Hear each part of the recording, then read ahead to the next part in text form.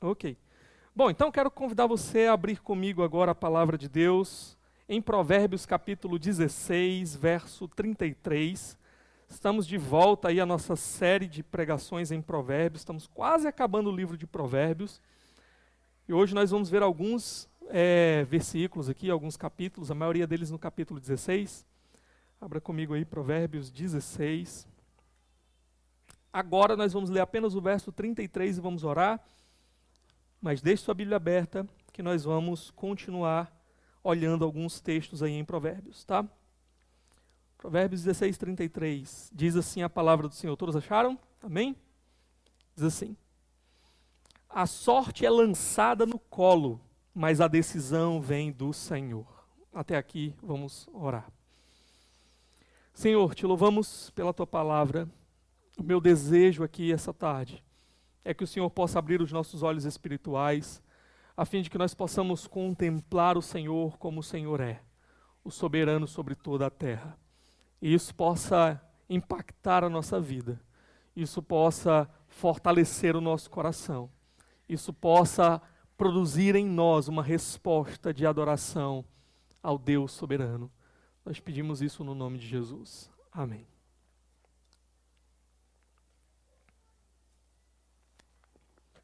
Bem, meus irmãos, o tema da soberania de Deus e da responsabilidade humana também, ou da liberdade humana também, é um tema que tem sido debatido muito ao longo de toda a história da igreja. Então, muitos debates, Agostinho, Pelágio, Lutero, Erasmo e vários outros lutaram sobre esse tema, né? Debateram sobre esse tema. E nós encontramos muitas posições assim extremadas nesse debate. Nós encontramos, por exemplo, algumas pessoas que defendem uma ideia de um determinismo duro, radical, né? Uma ideia de que Deus ele é absolutamente soberano, e isso significaria então que o homem ele não tem liberdade nenhuma. E, por exemplo, nós encontramos uma visão parecida com essa nessa nova série que saiu aí na Disney Plus, né? A série lá do Loki, não sei quantos aí já assistiram.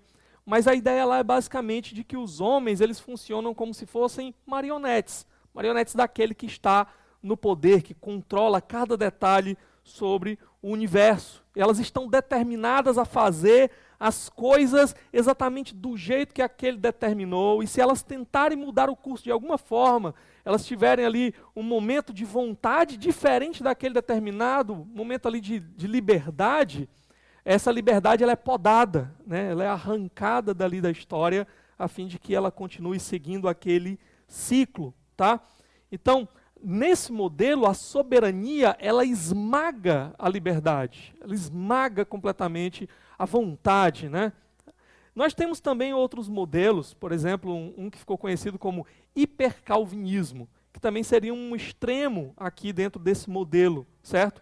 Onde a soberania esmaga a liberdade. Nesse modelo, as pessoas elas nem compartilham o evangelho com outras pessoas, elas nem evangelizam. Por quê?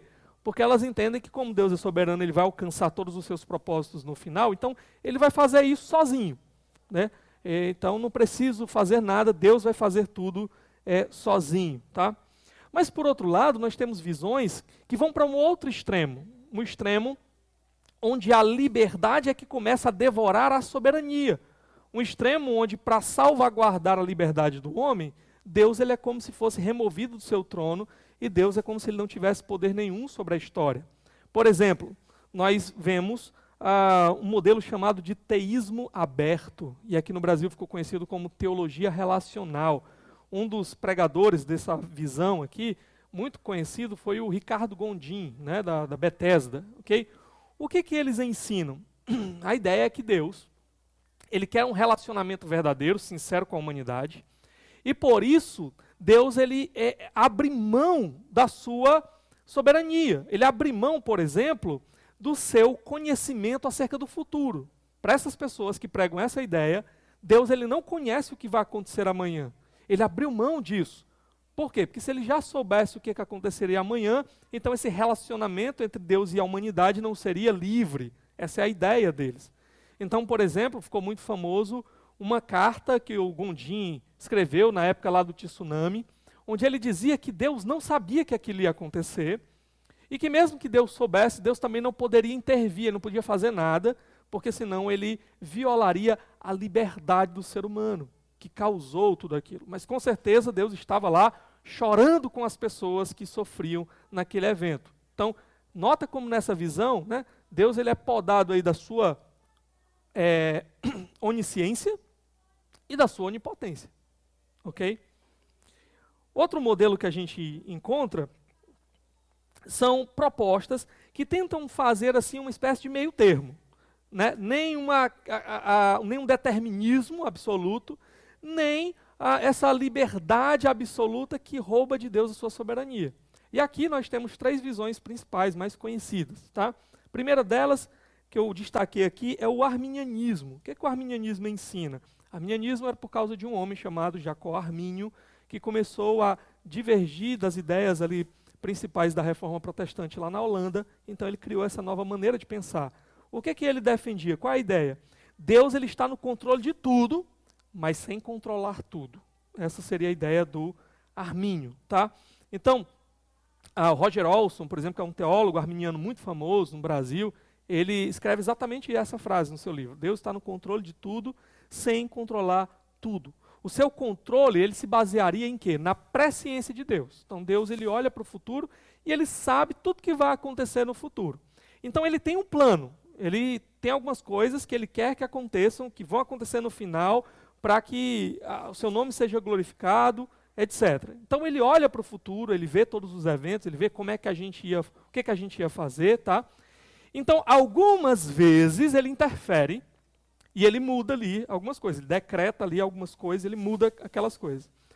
Nas outras vezes, ele não interfere, ele vai reagindo às decisões livres que os seres humanos vão fazendo, a fim de que no final, o seu plano ali, pela sua sabedoria, ele seja concretizado. Então essa seria mais ou menos aqui, rapidamente, a visão de soberania e responsabilidade do arminianismo.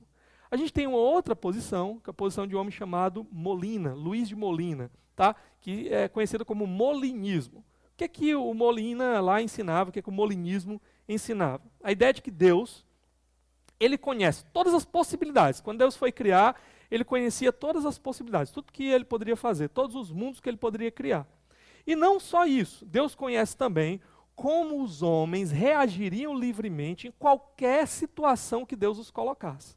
Então ele conhece todas as possibilidades e como os homens, em qualquer situação que ele colocasse, reagiria livremente. Então o que Deus fez? De tudo isso, ele escolheu o melhor mundo possível. Um mundo onde as coisas aconteceriam melhor, onde as coisas resultariam mais em glória ao seu nome e em bem para as pessoas. Então essa é a visão, basicamente, aí do molinismo, ok? E por fim, tem a visão também do calvinismo, certo? Na visão do calvinismo, eu vou ler aqui para vocês um documento chamado Confissão de Fé Batista de 1689, tá? Existe também uma outra confissão, que é a Confissão de Fé de Westminster, que também é um documento histórico onde as igrejas protestantes ali do século XVII, elas disseram, olha, nós cremos nisso, é isso aqui que a gente crê, tá? Os herdeiros ali da Reforma. Então aqui, na Confissão de Fé Batista de 1689, no capítulo 3, parágrafo 1º, está basicamente a mesma coisa que tem lá na Confissão de Westminster, e é isso daqui, basicamente, que aqueles que defendem o calvinismo apresentam, ok? Então, o que é que diz? Diz assim, ó, desde toda a eternidade, Deus mesmo decretou todas as coisas que iriam acontecer no tempo. E isto ele fez segundo o conselho da sua própria vontade, muito sábia e muito santa. Fê-lo, porém, de um modo em que Deus em nenhum sentido é autor do pecado, nem se torna corresponsável pelo pecado, nem faz violência à vontade de suas criaturas, nem impede a livre ação das causas secundárias ou contingentes. Pelo contrário, estas causas secundárias são confirmadas, e em tudo isso aparece a sabedoria de Deus em dispor de todas as coisas e o seu poder e fidelidade em fazer cumprir o seu decreto. O que ele está falando aqui? Em resumo para nós, Deus, ele está no controle absoluto de todas as coisas, em cada detalhe, porque ele determinou todas as coisas que aconteceriam.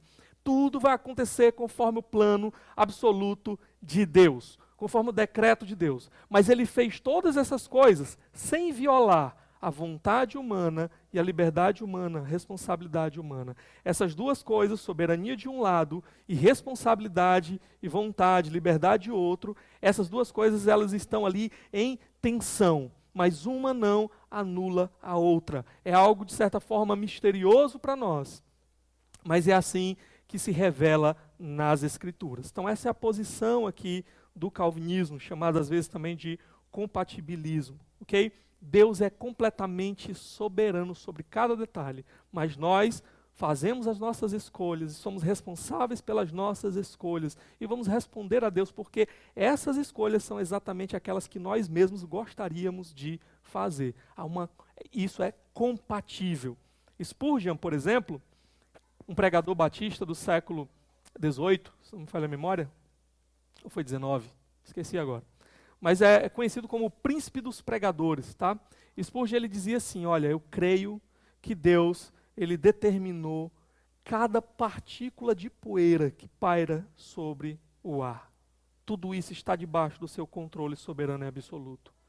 E eu creio também, ele dizia, que nós agimos e tomamos decisões como se Deus não tivesse decretado coisa nenhuma. Como é que essas duas coisas, elas são compatíveis? Spurgeon diz, é como se fossem os dois trilhos de um trem, que você olha assim, lá no horizonte eles se encontram. Ele diz, não são inimigos, nós é que somos pequenos demais para compreender toda a complexidade envolvida.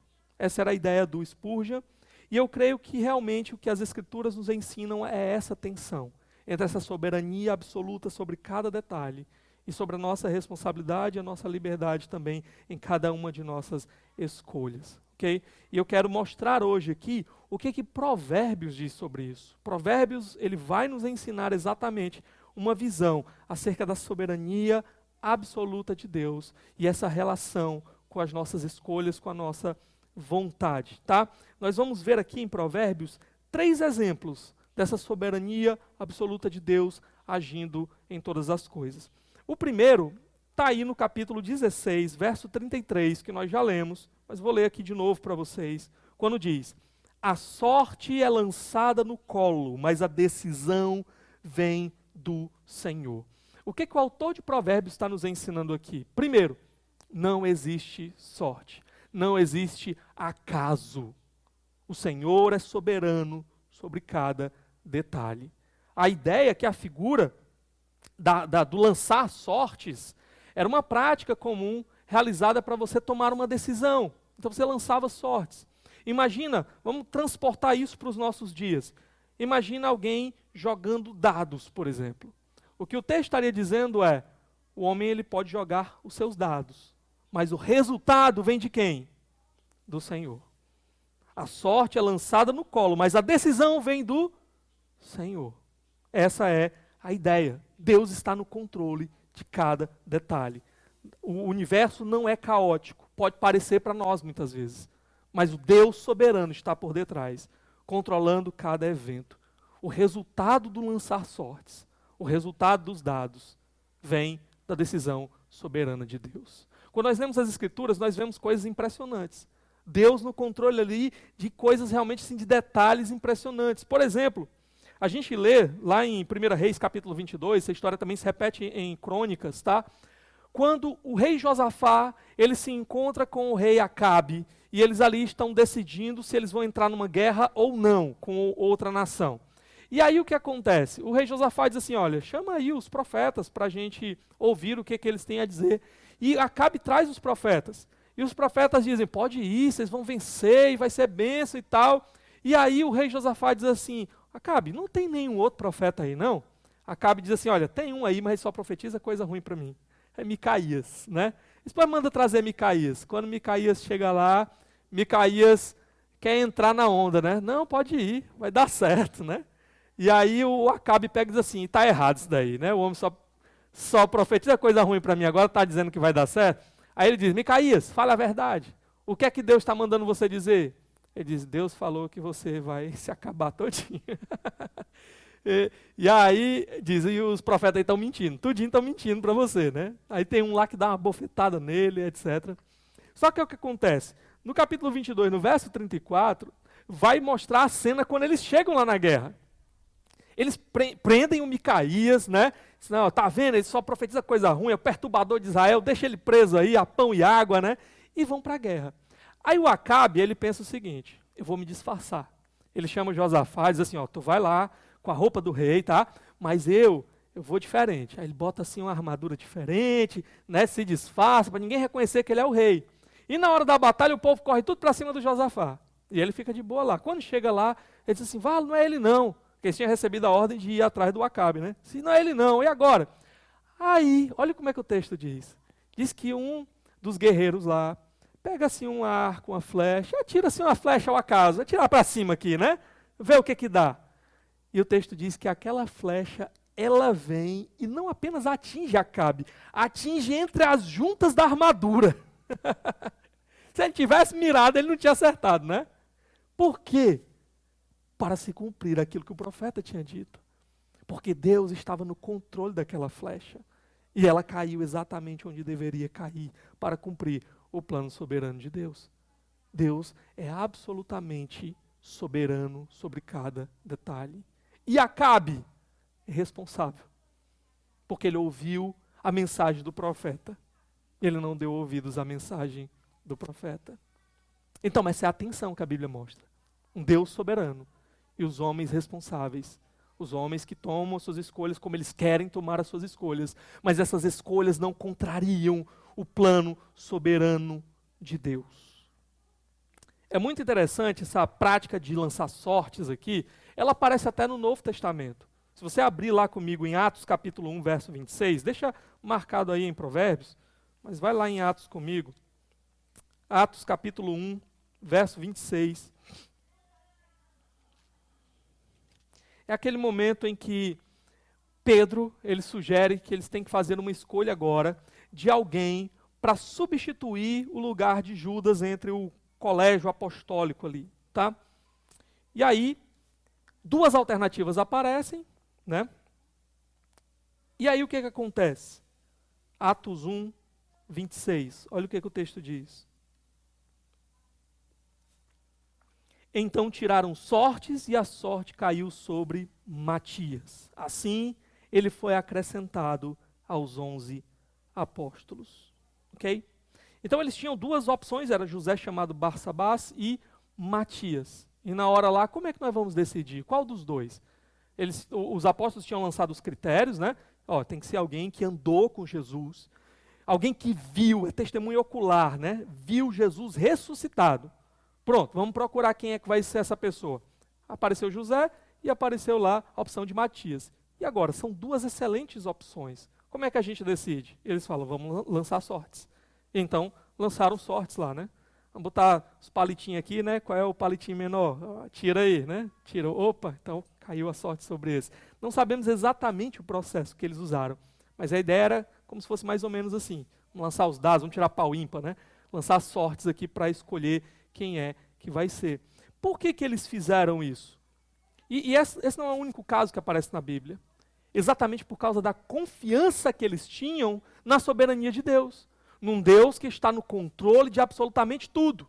Tá? Só que, um detalhe aqui. Então, pastor, qualquer decisão que eu for tomar na minha vida, eu posso tomar no pau ímpar, né? Porque Deus está no controle, Ele controla o resultado das sortes.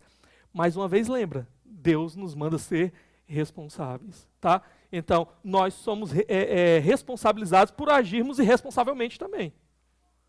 Então, como é que funciona aí, pastor, esse negócio? Quando eles tiram sortes aqui, o que está acontecendo? O que está por detrás aqui? Não é uma atitude irresponsável. Note bem, eles já tinham lançado os princípios. Quais são os princípios? Tem que ser alguém assim, com essas características. E eles foram atrás dessas pessoas. E no final, eles tinham o quê? Duas excelentes opções. Qualquer um dos dois seria uma excelente opção. Tanto José quanto Matias. Então é aí que eles lançam as sortes. Ou seja, quando você tiver diante de duas excelentes opções, que qualquer uma das duas você já conferiu pelos princípios bíblicos, você não está ferindo princípio nenhum, está tudo assim de acordo com os propósitos de Deus, só que as duas são igualmente boas. Vamos dar um exemplo, né? Vamos supor aqui o Abel fosse plantar uma igreja. E aí ele está em dúvida, tem dois campos missionários. Ele já foi nos 2 campos missionários. São 2 campos necessitados ali de uma plantação de igreja, né? Qualquer um dos 2, características muito parecidas. Ele se adaptou e o coração dele está sendo chamado para qualquer um dos 2 campos, ele está pronto para ir. E agora, como é que eu decido? Então, diante de uma opção assim, você não está quebrando nenhum princípio, aí ele poderia ver, rapaz, eu vou tirar o pau ímpar, né?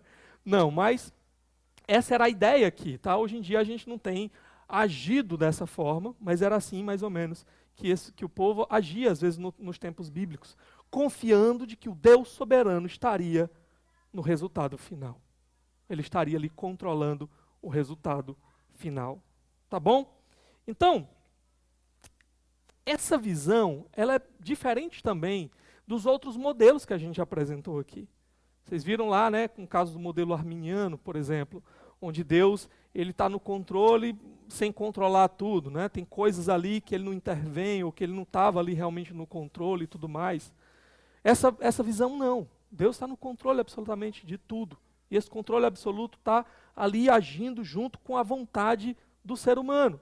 Agora, uma vez estava lendo um livro de um autor chamado R6 Pro e ele disse uma coisa muito interessante. Ele falou de um piloto de Fórmula 1 que ele foi lá e ele era um piloto incrível e ele guiava o carro como ninguém. Ele tinha um controle naquele carro, nas curvas, nos freios, um controle como ninguém. Só que quando foi um dia, um parafuso do carro quebrou. E aquele parafuso foi suficiente para que ele batesse e morresse. Moral da história, ele controlava o carro como ninguém, mas tinha um detalhe que estava fora do seu controle. E aquele detalhe foi o suficiente para que aquele homem não atingisse os seus objetivos. Pelo contrário, perdesse tudo. Nosso Deus, ele não é pego de surpresa por nada. Não tem nenhum detalhe, não tem parafuso fora do seu controle. E é por isso que ele garante o resultado final. Porque não há nada no universo colocado nas mãos do acaso. Tudo está nas mãos do Senhor. E a nossa confiança está exatamente nisso. Nós podemos descansar de que no final Ele cumprirá tudo o que Ele prometeu. E todas as coisas sairão exatamente do jeito que Ele determinou, porque Ele está no controle de tudo. E naquele dia todo joelho se dobrará, até aqueles que não o adoram, e reconhecerá a sua grandeza, e reconhecerá a sua glória. Então, primeira coisa, primeiro exemplo aqui da soberania absoluta de Deus, é que não existe acaso, não existe sorte, é tudo Deus. Deus está por trás de todas as coisas. Segundo exemplo da soberania de Deus é que Ele está também no controle das nossas decisões diárias. Dá uma olhadinha comigo aqui em Provérbios, capítulo 16, volta lá para Provérbios, capítulo 16, verso 9. Olha o que o texto diz, Provérbios 16, verso 9, tá? Em seu coração o homem planeja o seu caminho, mas o Senhor determina os seus passos. Em seu coração o homem planeja o seu caminho. Então, o homem aqui, no mais íntimo do seu ser, está traçando os seus planos, ok? Só que Deus direciona cada passo. Essa é a ideia aqui, tá? Em seu coração o homem planeja o seu caminho, mas o Senhor determina os seus passos. Cada passo, cada decisão estão no controle de Deus. É o homem que faz os seus planos. É Ele que toma suas decisões, Ele que elabora todas as coisas. Mas Deus, misteriosamente, está ali por trás, direcionando cada passo, sem violar essa escolha, essa vontade do ser humano. Uma vez, Dr. Augusto de Nicodemos, ele usou uma ilustração bem interessante. Ele disse o seguinte, que imagina que alguém chegasse para Deus com 2 gravatas, a gravata azul e uma gravata vermelha. Ele disse assim, Senhor, qual dessas aqui eu devo escolher? E aí Deus olhava para ele e dizia assim, qual você escolheria? Assim, eu escolheria a azul. Aí Deus responderia, exatamente essa que eu escolheria também. Né? Então o homem faz as suas escolhas, mas essa escolha ela coincide com a vontade soberana de Deus, no plano soberano de Deus. Essa é a ideia. Com relação à salvação, a mesma coisa, tá? Com uma diferença. é de que o homem, ele em sua vontade natural, ele nunca escolhe Deus. Ele sempre vai correr para longe de Deus. Por causa do pecado que habita no seu coração, ele se lança em busca desse pecado, ele se lança em rebelião contra Deus. Então o homem, se Deus o deixar nas suas próprias mãos a escolha com relação à salvação, o homem sempre vai correr para a condenação. O que Deus faz?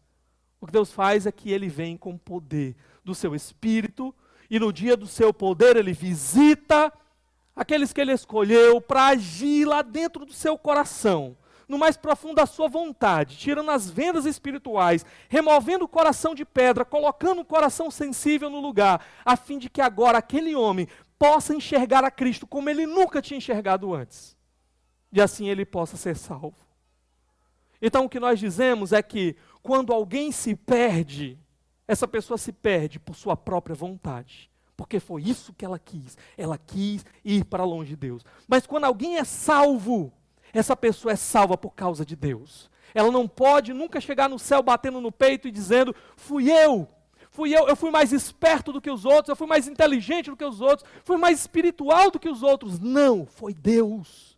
Deus visitou com poder e mudou no mais íntimo dela, a fim de que ela pudesse enxergar a Cristo. É a obra soberana do Espírito Santo. Mas como é que essas coisas acontecem? Quando o Espírito move o coração e retira as barreiras da rebelião contra Deus, a pessoa vê Cristo e ela só pode dizer uma coisa: eis-me aqui, Senhor. Ela responde em amor a Jesus, porque antes o Senhor operou essas transformações dentro dela. Mas na prática, funciona mais ou menos assim. Uma outra ilustração aqui do Dr. Augusto de Nicodemos, que ele disse que o sogro dele, reverendo Leonard Schalkwijk, um holandês, é que deu essa ilustração. Ele diz assim, olha, imagina que alguém estava passando diante da porta de uma igreja, e lá estava escrito aquele versículo bíblico em cima: vinde a mim, todos vós que estáis cansados e sobrecarregados, eu vos aliviarei. E aí muitas pessoas estão passando diante daquela porta, algumas olham e dizem assim, e passam direto, não dão atenção àquele versículo. Algumas olham, acham interessante, chegam na beira da porta, dão uma olhadinha assim, mas voltam e seguem o seu caminho. Mas algumas pessoas olham e dizem assim, sou eu. Eu sou essa pessoa cansada. Eu sou essa pessoa sobrecarregada. Sou eu que ele está chamando. Eu preciso desse alívio, desse descanso. E entram pela porta. E quando elas entram pela porta da igreja, elas olham para trás e descobrem que do lado de dentro da porta estava escrito assim: ninguém pode vir a mim se o Pai que me enviou não o trouxer. É a soberania de Deus agindo ali, libertando a vontade humana para que o homem possa responder a esse Deus soberano e encontrar a salvação do Senhor.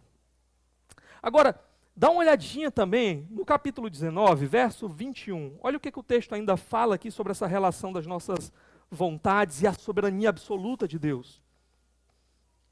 Capítulo 19, verso 21 de Provérbios. Diz assim. Espera aí, só um momentinho, irmãos. Pronto. Muitos são os planos no coração do homem, mas o que prevalece é o propósito do Senhor. Dos muitos planos que o homem faz lá no seu íntimo, no mais profundo do seu interior, o que é que prevalece no final?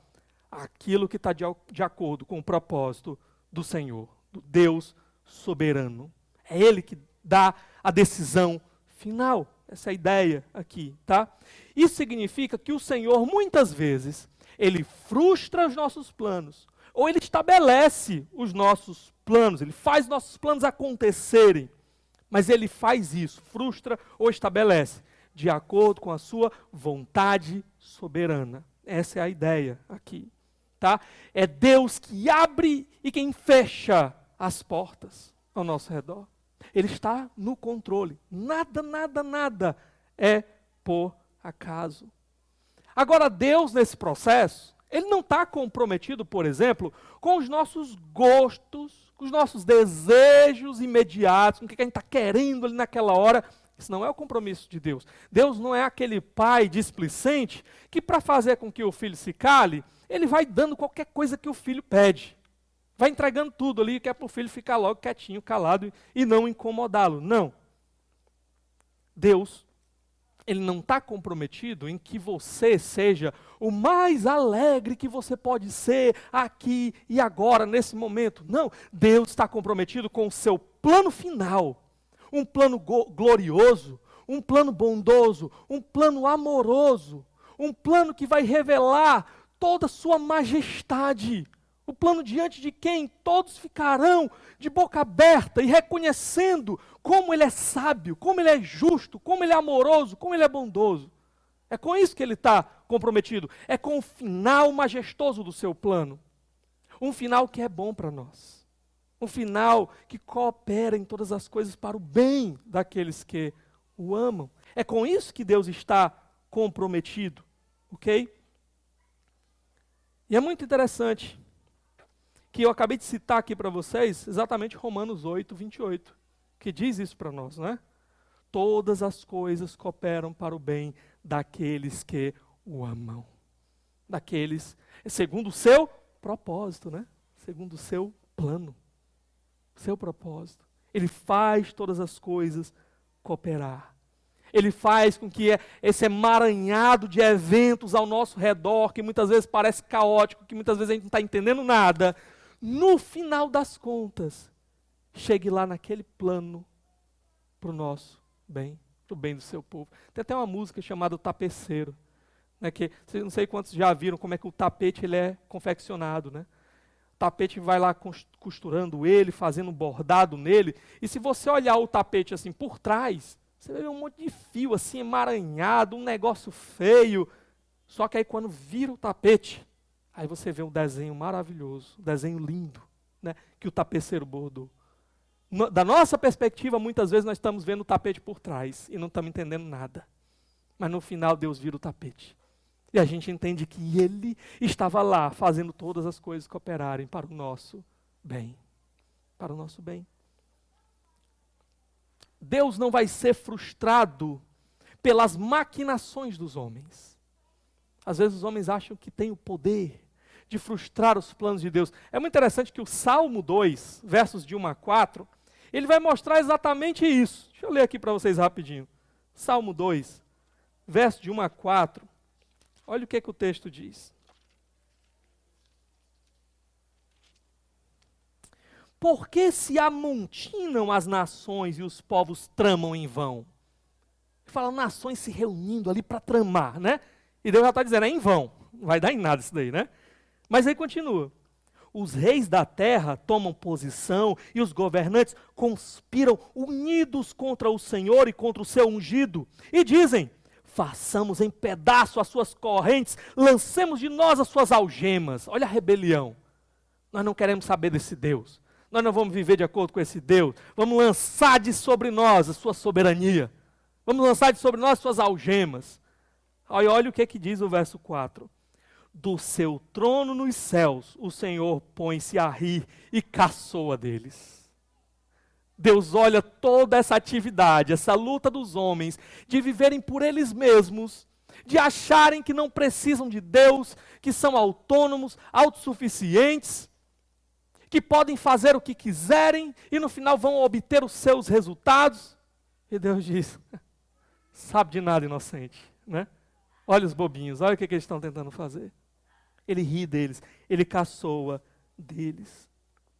O problema e a frustração do homem é achar que ele é autossuficiente para traçar os seus próprios caminhos e achar que ele é a fonte para ele se dar bem no final. Ignorando que se Deus disser apenas assim, vírus, né? Vírus, apareça por lá. Ele acaba com todos os planos.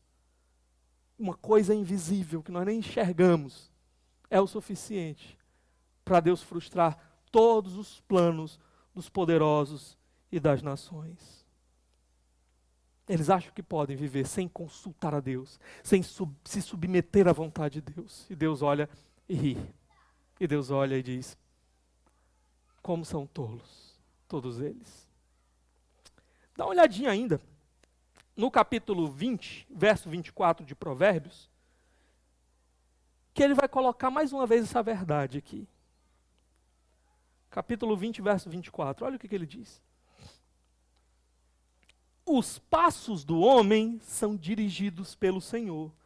Como poderia alguém discernir o seu próprio caminho? Qual é a ideia aqui? De quem é que vêm as decisões? De Deus. Os passos do homem são decididos pelo Senhor. São os passos do homem, é a vontade dele, são os planos dele, mas no final das contas, a decisão final vem do Senhor.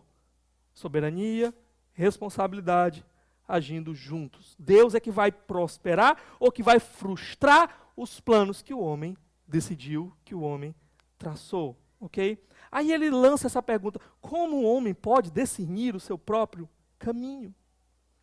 Como é que ele vai achar que ele mesmo, sem consultar a Deus, a parte de Deus, alheio de Deus, é que vai fazer os seus planos e ele mesmo que vai decidir qual vai ser o resultado dos seus planos e vai colher exatamente o que ele planejou?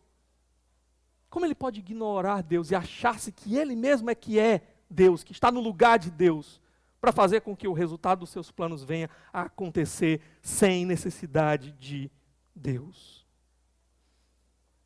Deus pode deixar o homem seguir os seus próprios caminhos e às vezes caminhos maus, caminhos ruins. Porque Deus, Ele vê e Ele determinou usar a intenção má desses homens para atingir bons propósitos no final. Ainda vou falar um pouquinho sobre isso. Mas o homem vai ser responsabilizado pela sua própria vontade, pelas suas próprias decisões. E no final, quem deu a decisão final ainda foi o Senhor. Deus está no controle absoluto. E sabe o que essa verdade deve inspirar em nós? Confiança para orarmos. Sabe por que a gente pode orar? Porque a gente sabe que nós estamos falando com alguém que tem todo o poder para mudar qualquer circunstância. Alguém que está no controle e intervém, e frustra ou estabelece. Tem poder para isso. Deus, alguns teólogos já disseram no passado, que Deus ele determinou que algumas bênçãos, elas venham às nossas vidas somente através da oração. Deus já determinou, essa bênção vai acontecer. Mas Ele determinou também quando essa bênção vai acontecer. E essa bênção vai acontecer quando? Quando você orar. E às vezes a gente está lá, igual o Tiago diz, né? Sabe por que você não recebe? É porque você não pede. Deus determinou que você ia receber quando você orasse, né? Então você não pede e por isso não recebe. E sabe por que às vezes você pede e não recebe no final? Porque você pediu errado. E Deus, Ele não vai te dar aquilo que vai te destruir se você é um filho dele. Então, eu sei que Deus está no controle de todas as coisas, por isso eu posso orar, posso confiar e posso orar ao Senhor. A oração também é um reconhecimento de incapacidade. Na oração eu estou dizendo para Deus: Senhor, eu não posso, eu sou incapaz, eu não consigo. Por mim mesmo não dá. Eu tenho que confiar naquele que é maior do que eu, que é mais poderoso do que eu, que sabe, que vê melhor do que eu e sabe o que há de melhor para mim. Eu mesmo não sei, e às vezes eu penso que é bom, e aquilo que eu penso que é bom é mal.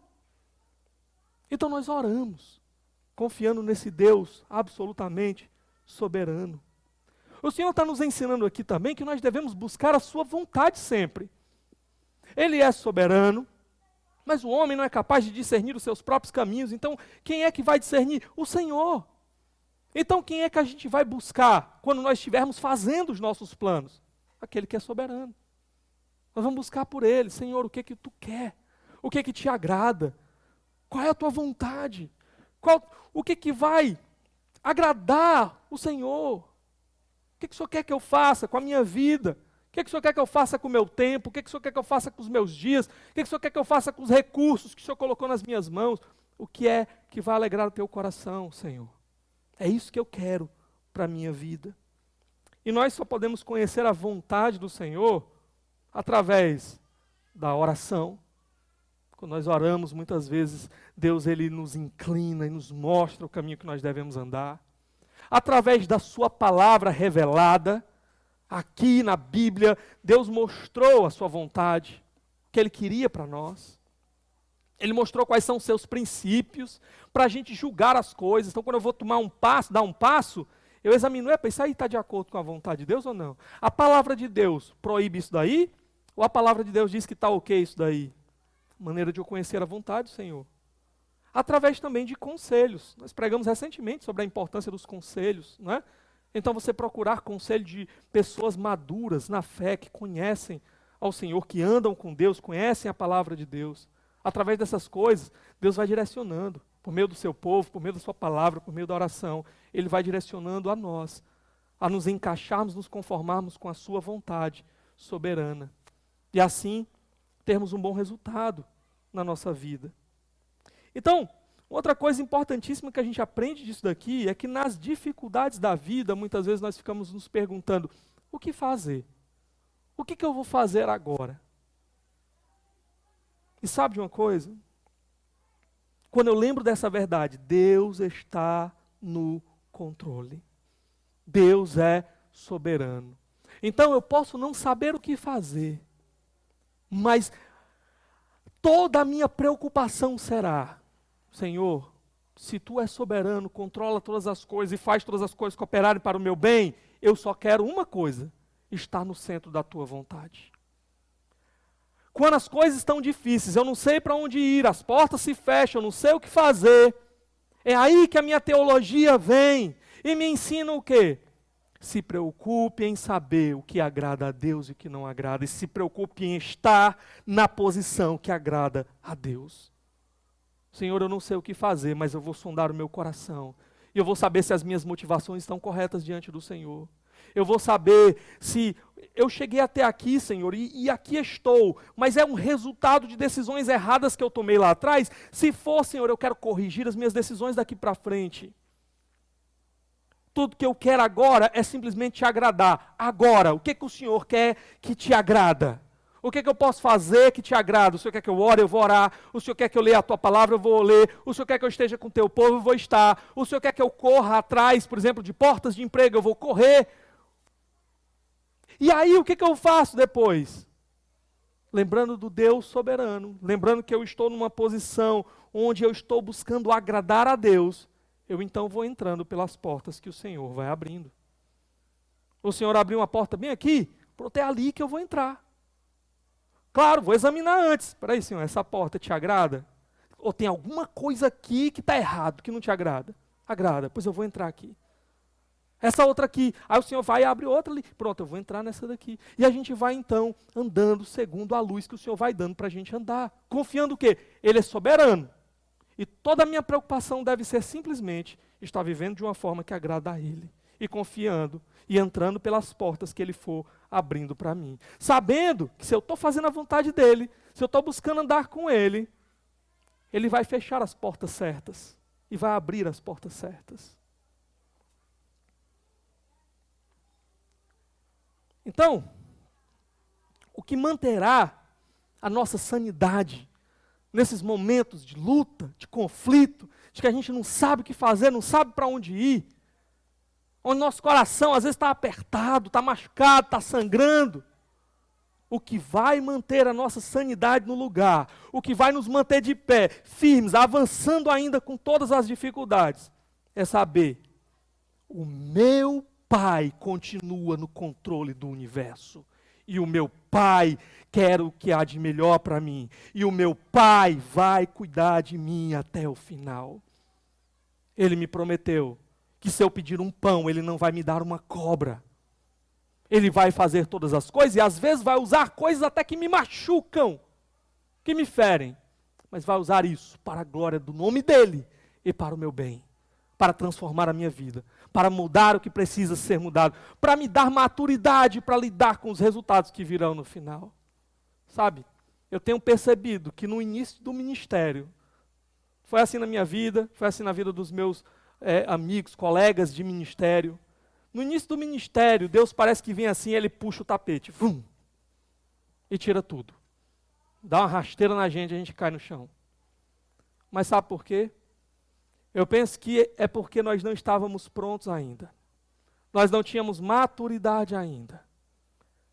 Se Deus fizesse a gente prosperar sem primeiro nos mostrar como é estar dependendo dele, confiando nele sem enxergar nada, eu penso que nós nos daríamos mal no final. Então Deus vai fazendo isso, Ele vai nos machucando, mas é para moldar nosso caráter, é para o nosso bem.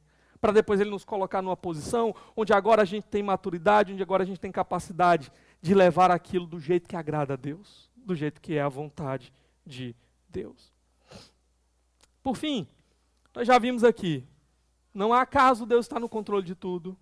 Deus é soberano inclusive sobre as nossas decisões. E Deus também é soberano até mesmo sobre aqueles poderosos da terra. Os governos, as nações, as superpotências não fogem do controle soberano e absoluto de Deus. Nós já vimos um exemplo aqui no Salmo 2, não é? Mas dá uma olhadinha aí em Provérbios 21, verso 1. Olha o que o texto diz. O coração do rei é como um rio controlado pelo Senhor. Ele o dirige para onde quer. Talvez na sua versão esteja ribeiros de águas, né? Talvez em alguma das suas versões esteja aí como um canal. E eu penso que essa seria a melhor tradução aqui para a gente entender qual é a ideia. O que ele está falando aqui? Ele está falando uma figura da agricultura, tá? Lá no Egito, por exemplo, eles desviavam e faziam canaletas assim, né, do rio, eles desviavam e faziam canaletas para que a água passasse por dentro das plantações e pudesse irrigar as plantações deles, tá? Então a ideia aqui é esses canais de água aí, que estão no controle do agricultor. O agricultor vai lá e vai fazendo como ele quer, para que aquilo traga os resultados que ele quer. E o que ele está dizendo? O coração do rei é como esses canais. Ele está no controle de Deus. Deus vai guiando para onde ele quer, para atingir os propósitos que ele quer. Essa é a ideia aqui. Qual é a ideia então? Os poderosos se acham no controle de todas as coisas, se acham como se fossem Deus, mas é Deus quem levanta e quem abate os poderosos. É Deus que está no controle. Isso não quer dizer que Deus, por exemplo, quando Ele levanta alguém ao poder, que Ele concorde com os projetos de poder daquela pessoa. Não. Deus vai usar, muitas vezes, um projeto ruim de poder que aquela pessoa tem, maus intentos que aquela pessoa tem, Deus vai usar, às vezes, aquilo para disciplinar a nação. Deus, Ele faz assim, muitas vezes. Deus, Ele vai usar para alcançar os seus bons propósitos. Por exemplo, Abacuque. O que aconteceu com Abacuque? Violência, tudo se acabando, morte, e Abacuque, Senhor, o povo aqui que devia ser o teu povo, está quebrando a tua lei, não está nem aí, está vivendo de qualquer jeito, e o Senhor parece que não vai fazer nada. E o que Deus diz para Abacuque? Calma, Abacuque, você acha que eu não estou fazendo nada? Olha para aquela nação, zona poderosa, olha para os caldeus lá, tá? Estão se levantando, estão conquistando tudo, estão passando o rodo, né? Fui eu que levantei eles. Aí Abacuque diz, agora não entendi, foi nada, Senhor. O Senhor levantou uma nação que é mais ímpia do que nós. E Deus diz, pois é, eu estou trazendo eles para resolver o problema da violência em Israel. O povo aí se afastou de mim? Pronto, eu estou trazendo eles vão ser o meu chicote para disciplinar o povo de Israel. Senhor, agora não entendi, foi nada. E aí Deus diz, não, mas fique tranquilo, que depois que eles cumprirem o que eu quero, qual é o desejo deles? O desejo deles é ir, chegar aí, destruir tudo, matar todo mundo, ficar com tudo. Esse não é o meu desejo. Eu vou usar eles só para disciplinar vocês. Eu vou deixar eles fazerem a vontade deles só até aqui. Só que quando eles tiverem cumprido o que eu quero, eu vou vir e vou disciplinar eles. Porque eles fizeram isso contra a minha vontade. Assim, né? Nunca quis que eles tivessem esse desejo perverso. Eu só queria que disciplinassem. Mas eles não estão ali para disciplinar, estão ali para fazer outra coisa. Então eu vou disciplinar eles por causa dessa outra coisa que eles querem fazer. Deus soberano. Os homens são responsáveis. E Ele utiliza tudo isso daí para os seus bons propósitos, para a glória do seu nome, para o bem do seu povo. Coração do rei, como esses canais aí nas mãos do Senhor, que Ele conduz para onde Ele quer. Sabe, quando eu estava pensando aqui sobre essa questão dos poderosos, eu me lembrei que o nosso país hoje, ele passa aí por uma divisão, né? Que aí divisão, uma polarização, né? A palavra do momento, polarização. Você é Lula ou você é Bolsonaro? Se você é Bolsonaro, você não é Lula. Se você é Lula, você não é Bolsonaro. E aí fica, né? A confusão medonha. E deixa eu dizer uma coisa para vocês. 2 governantes dessa nação. Quem os levantou? Deus. Mas isso quer dizer então que Deus estava concordando com tudo que o Lula queria fazer? ou com tudo que o Bolsonaro quer fazer? Não. Talvez Deus os tenha levantado para quê? Só para ensinar uma coisa para a igreja, que adora correr atrás desses homens poderosos, achando que é deles que virá o resultado que eles tanto esperam. Achando que eles são os Messias, que vão trazer o céu para a terra. Às vezes Deus está querendo ensinar só uma coisa: parem de confiar cegamente em políticos e achar que eles vão dar para vocês o que vocês precisam. Porque o que vocês precisam vem só de Deus. Eles são só um instrumento que está aí para não deixar a nação correr para o caos, e que devem ser cobrados, e que devem ser criticados quando estiverem fazendo aquilo que é errado. Mas não achem que a esperança de vocês vai vir de quem vai ganhar a próxima eleição. A nossa esperança está em Deus, e Deus às vezes levanta esses homens só para nos dar uma rasteira, e mostrar que a gente não pode ser idólatra de seu ninguém, somente do Senhor nosso Deus. Só a Ele nós devemos adorar. Então, olha comigo o último texto. Provérbios 16, verso 4. Isso tudo foi para dizer, nem Lula, nem Bolsonaro. Provérbios 16, 4, né? Diz assim: o Senhor faz tudo com um propósito, até os ímpios para o dia do castigo. Olha aí, né? Olha aí. O que ele está dizendo aqui? Basicamente, o que ele está dizendo é que os ímpios não pegam Deus de surpresa. Deus, de repente, viu lá, ai meu eu, né? Ai meu eu, era um ímpio, olha, né? Tá fazendo o que eu não queria que fizesse. Não, já falei, ele usa os maus intentos dos ímpios com seu propósito. E no final, os ímpios também vão ter um destino que Deus propôs. Até os ímpios para o dia da perdição. No final, eles vão pagar também pelos seus maus intentos, sua má vontade, sua má intenção. Certo? Então, os ímpios não pegam Deus de surpresa. O fim deles é certo, está aqui.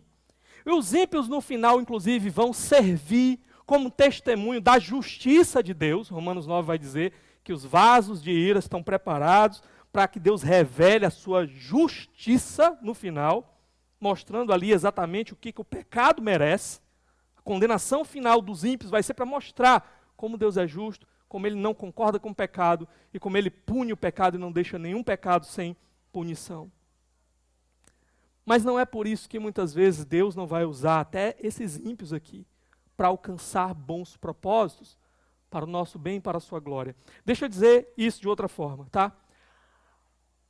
A maior bênção que nós já recebemos, a maior bênção que existe, a maior bênção que nós já experimentamos e experimentaremos na nossa vida inteira, a maior delas, ela chegou a nós através de ímpios.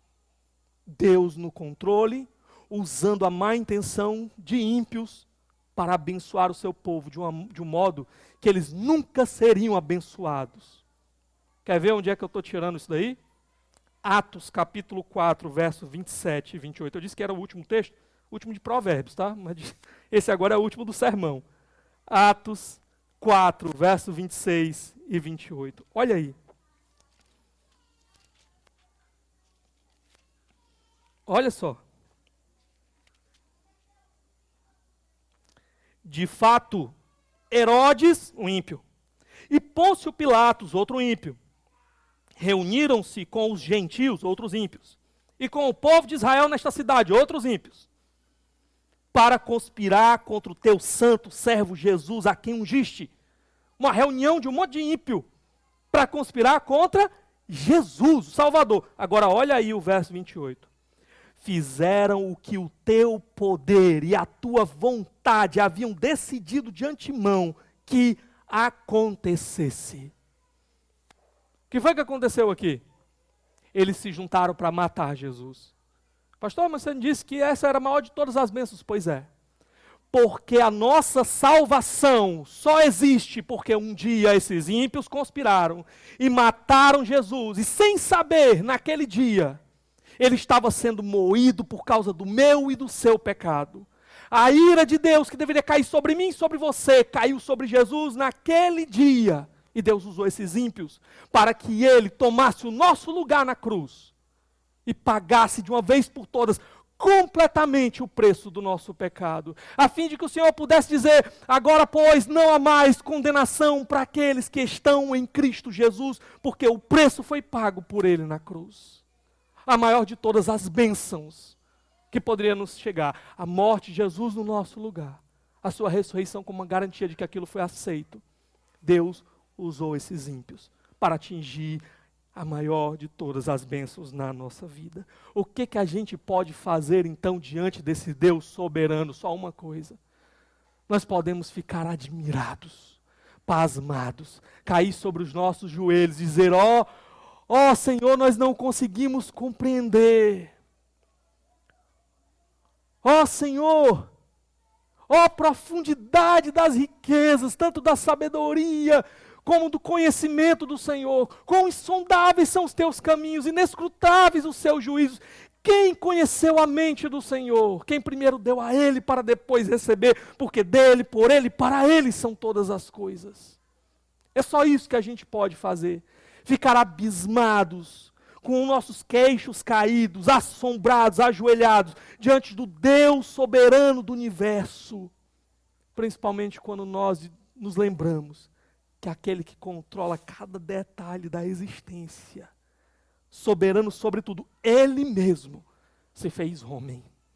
Ele mesmo foi para aquela cruz, para receber um castigo, para ser destruído, para sangrar e para sofrer, e para ter a sua alma angustiada até a morte, por pecados que não eram dele, mas por amor a mim e a você.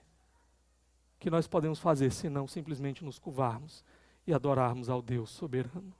Vamos orar nesse momento.